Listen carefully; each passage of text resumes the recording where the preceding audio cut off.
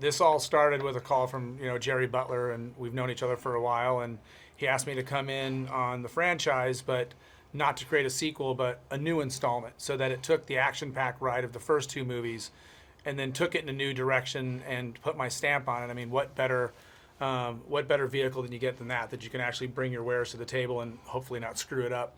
The idea was to create an origin story about Mike Banning, where you got to much more in-depth character and you humanized him in a way to understand what makes him tick, the costs of the job, the relationships that are built along the way with a paternal figure like Alan Trumbull that we've got to admire through the franchise and really see that come to fruition now, and in a very paternal way, but also to meet the estranged father, the complexities of home life. And so for me, where my background in stunts comes from,